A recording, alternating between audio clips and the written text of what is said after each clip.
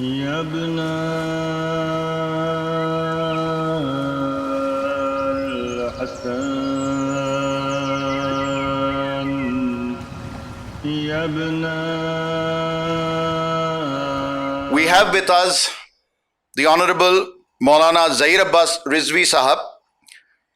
He is a social activist and a very well-known Zakir-e Ahl Bayt.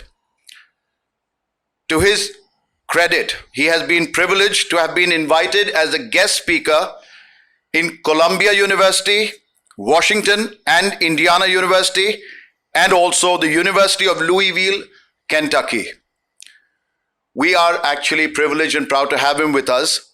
He shall be speaking on this topic: is the promised one mentioned in the Holy Quran? His talk shall be in Urdu. May I welcome Maulana Zahir Abbas Sahab Rizvi. أعوذ بالله من الشيطان الرجيم بسم الله الرحمن الرحيم الحمد لله رب العالمين والصلاة والسلام على أشرف الأنبياء والمرسلين وخاتم النبيين أبي القاسم محمد اللهم صل على محمد وعليه الطيبين الطاهرين أما بعد فقد قال الله تبارك وتعالى في كتابه المبين بسم الله الرحمن الرحيم الف لام میم ذلك الكتاب ولا ريب هدى للمتقين الذين يؤمنون بالغيب ويقيمون الصلاة مما رزقناهم. حضرات سامعین اور ناظرین، خواتین و حضرات، السلام علیکم ورحمۃ اللہ وبرکاتہ. میرا موضوع گفتگو ہے حضرت امام مہدی علیہ الصلاۃ والسلام کا ذکر قرآن مجید میں. مجھے اپنی گفتگو کو 12 منٹ میں ختم کرنا ہے، اور یہ بھی ایک عجیب حسن اتفاق ہے کہ 12 talks, 12 minutes and almost 1200 years. یعنی 1 منٹ میں 1 صدی کو مجھے طے کرنا ہے. عزیزان گرامی قدر، میں آپ کی خدمت میں پہلے اپنے موضوع سے مربوط کچھ جملے عرض کر دوں قرآن مجید کے سلسلے میں. چونکہ موضوع یہی ہے، لہذا جب تک قرآن مجید کے بارے میں کچھ باتیں کلیئر نہ ہوں، جن کی وضاحت نہ کی جائے، اس وقت تک گفتگو کا آگے بڑھنا ذرا مشکل ہو جاتا ہے. دیکھیے، قرآن مجید کلام اللہ ہے، اللہ کا کلام ہے، اور یہ کتاب، یہ کلام جہاں معرفت الہی کا بے بہا خزانہ ہے، وہیں انسانوں کے لیے ضروری علم کا بھی ایک بہت بڑا دریا ہے. اور بہت سی ابھی ایسی آیات ہیں کہ جن کے بارے میں جیسے جیسے وقت گزرے گا، علم کا دائرہ وسیع سے وسیع تر ہوتا جائے گا، اس کے انکشافات ہوتے چلے جائیں گے. اس کتاب میں جو پوائنٹ ہے جس پر مجھے ایمفیسائز کرنا ہے، زور دینا ہے، وہ یہ ہے کہ اس کتاب میں گزشتہ اور مستقبل میں آنے والے حالات، سچائیاں اور حقیقت کا ذکر ہے. کوئی ایسی حقیقت نہیں ہے کہ جس کا ذکر قرآن مجید میں نہ ہو۔ یہ الگ بات ہے کہ ہماری نگاہیں اس تک نہ پہنچ سکیں، لیکن کوئی ایسی حقیقت، کوئی ایسی سچائی کہ جس کا ذکر قرآن مجید میں نہ کیا گیا ہو۔ دنیا کی سب سے بڑی حقیقت اور سب سے بڑی سچائی حضرت امام مہدی علیہ الصلاۃ والسلام کا قیام اور ان کا لایا ہوا انقلاب ہوگا۔ یہ سب سے بڑی حقیقت ہے۔ اور اگر قرآن مجید سچائی اور حقیقت کی کتاب ہے تو یہ کیسے ہو سکتا ہے کہ دنیا کی اتنی بڑی حقیقت، اتنی بڑی سچائی اور اس کا ذکر قرآن مجید میں نہ ہو؟ ہو سکتا ہے کہ صراحتاً نہ ہو، لیکن یہ ناممکن ہے، اور یہ لمحہ فکریہ ہے تمام صاحبان فکر و فہم کے لیے۔ یہ سوچنا چاہیے پڑھے لکھے لوگوں کو، مسلمانوں کو اس بات پر سوچنا چاہیے کہ اگر ان کا ایمان اور یقین ہے کہ یہ سب سے عظیم سچی کتاب ہے اللہ اور حقائق کو بیان کر رہی ہے، تو یہ کیسے ہو سکتا ہے؟ اس لیے کہ عالم اسلام کا یہ متفق علیہ فیصلہ ہے امام مہدی کا تشریف لانا۔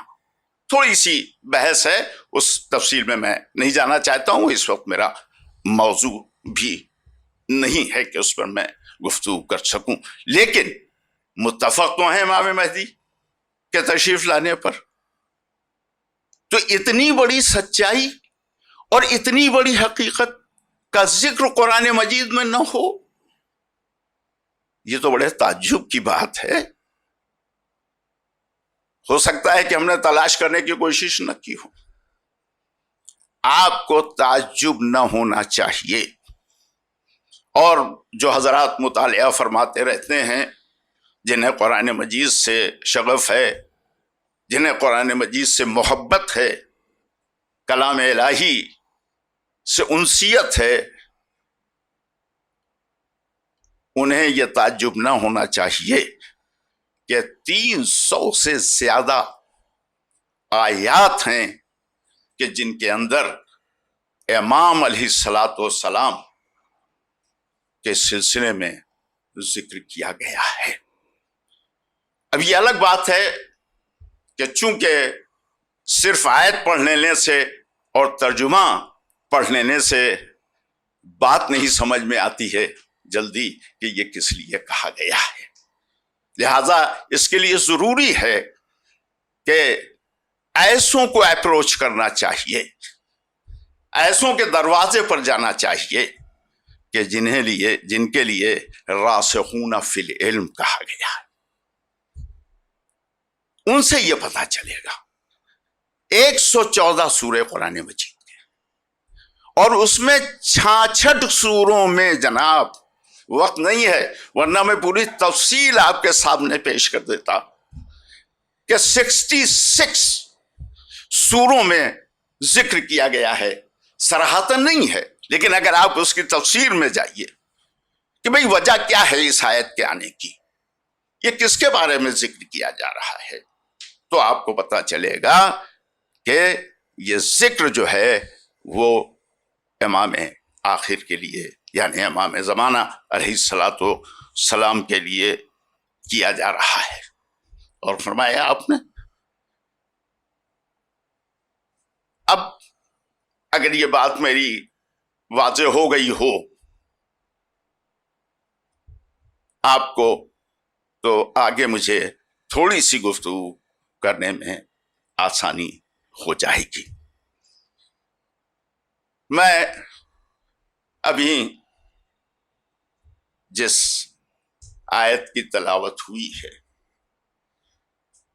خود ڈاکٹر نذیر عباس صاحب نے بھی وہی پوری آیت، پہلی آیت پڑھی۔ اسی سلسلے میں آپ کی خدمت میں عرض کر دوں، علماء اہل سنت کی ایک بہت مشہور اور معروف کتاب ہے ینابع المعطا،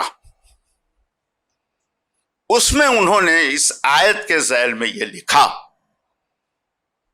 فرمایا کہ یہ جو غیب کا ذکر کیا گیا ہے یہ کسی اور کا ذکر نہیں ہے، یہ امام مہدی کی غیبت کا ذکر ہے۔ اور فرمایا آپ نے یہ کسی اور کا ذکر نہیں ہے۔ اب آپ یہ بتائیں کہ صرف اگر میں ترجمہ بیٹھ کے پڑھ کے بیٹھ جاؤں تو مجھے یہ پتہ ہی نہیں چلے گا، میں سمجھوں گا چلیے ٹھیک ہے جس کا ایمان غیب پر ہے اس کے لیے یہ کتاب ہدایت ہے، ٹھیک ہے، لیکن یہ اصل میں بات کہیں اور جا رہی ہے کہ جس کا ذکر کیا جا رہا ہے۔ اور اس میں جو سب سے زیادہ چیلنجنگ سورہ ہے وہ ہے سورہ قدر، بڑا چیلنجنگ ہے، بڑا اوپن ہے اس پہ۔ اب وہ چونکہ ہو سکتا ہے میرے بعد آنے والے مقررین علماء یا خطبہ اس پر گفتگو کریں، ورنہ میں نے یہ سوچا تھا کہ سورہ قدر ہی کافی ہے اس 12 منٹ کی گفتگو کے لیے۔ بہت اوپن چیلنج ہے، میں کچھ آپ کو بس متوجہ کرنا چاہتا ہوں، میں اسے پوری گفتگو نہیں کروں گا۔ سورہ قدر پر کیا ہے صاحب؟ انا انزلنا فی لیلۃ القدر وما ادراک ما لیلۃ القدر لیلۃ القدر خیر من الف شہر۔ یہاں تک چلیے ٹھیک ہے، اس کے بعد جو ہے وہ قابل فکر ہے، تنزل الملائکۃ والروح فیہا بإذن ربہم من کل امر۔ یہ صرف پیغمبر اکرم کی زندگی کے لیے ہے یا جب تک قرآن مجید ہے تب تک یہ سورہ موجود ہے؟ اس میں نہ کوئی ترمیم ہو سکتی ہے اور نہ کوئی تنسیخ کی جا سکتی ہے یا نہیں؟ اب سوال یہ ہوتا ہے کہ اگر شب قدر میں، اور شب قدر کی بھی تعریف ہو گئی کہ ہے کیا شب قدر، اگر شب قدر میں سال بھر کا حساب کتاب لیکھا جوکھا جو بھی ہو،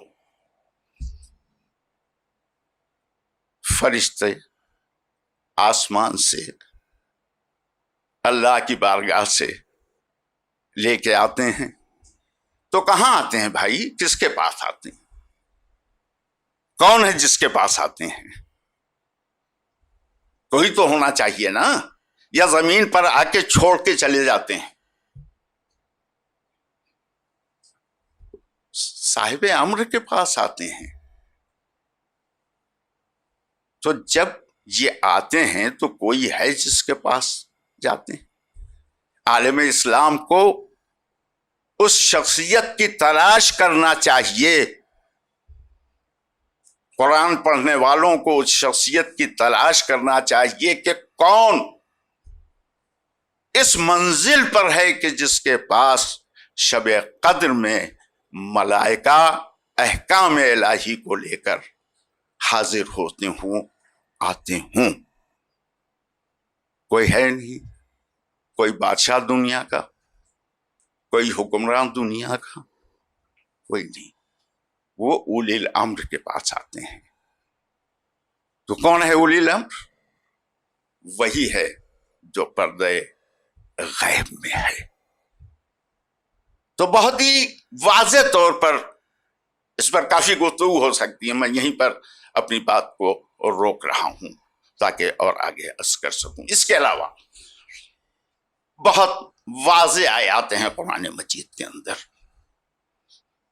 جہاں صراحتاً یعنی بہت ہی اوپنلی تو نہیں بات کہی گئی ہے، اب یہ اللہ بہتر جانتا ہے، لیکن آیات کے سیاق و سباق کو دیکھیں، اترنے یا نازل ہونے کے اسباب کو دیکھیں اور اس کی تفسیر میں جائیں تو آپ کو پتہ چلے گا۔ سورہ انبیاء پڑھیے 105ویں آیت جو ہے، جس میں ارشاد ہوتا ہے کہ اور ہم نے لکھ دیا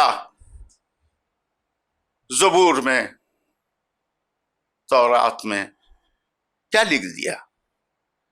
اس زمین کے وارث کسے بنائے گا؟ اپنے صالح اور نیک بندوں کو بنائے گا، ہے یا نہیں؟ تو اب یہ کون ہے جنہیں وارث بنائے گا؟ یہ کون ہے کہ جو وارث ہوگا؟ تو اگر آپ دیکھیں اور اس کی تفصیل میں جائیں تو امام محمد باقر علیہ الصلوۃ والسلام کا ارشاد ہے، ارث کے سلسلے میں خود مولا کائنات حضرت امیر المومنین علی ابن ابی طالب علیہ الصلوۃ والسلام کا ارشاد ہے کہ یہ وہ نیک اور صالح بندے ہوں گے جو امام مہدی کے ساتھ ہوں گے. یہ وہ ہوں گے کہ جنہیں مستضعف بنا دیا گیا ہے. سورہ قصص میں 5ویں آیت ہے جس میں یہ ذکر ہوا ہے کہ جنہیں کمزور بنا دیا گیا ہے، مستضعف بنا دیا گیا، جن کے حقوق کو پامال کیا گیا ہے، جنہیں دبا کے رکھا گیا ہے. پروردگار مہدی، امام مہدی علیہ الصلوۃ والسلام جب ظہور فرمائے تو ان کے ذریعے سے عدل اور انصاف کی حکومت قائم کی جائے گی، اور وہی ہوں گے جو وارث ہوں گے. ایک سلسلہ ہے آیات قرآن مجید کا کہ جس میں ذکر ہوا ہے. میرا خیال ہے کہ میرا وقت تقریباً ختم ہونے کے قریب آ رہا ہے، 1 آدھ منٹ شاید اور باقی ختم ہو گیا ہے. تو میں اپنی بات کو بھی ختم کر رہا ہوں اس دعا کے ساتھ کہ پروردگار، ہم تو اس قابل نہیں ہیں میرے مالک، لیکن تو اپنے رحم و کرم سے ہمیں اس لائق بنا دینا کہ جب تیری آخری حجت ظہور کرے تو ہم غلاموں میں شریک ہونے کا شرف حاصل کر سکیں. وعلیکم السلام ورحمۃ اللہ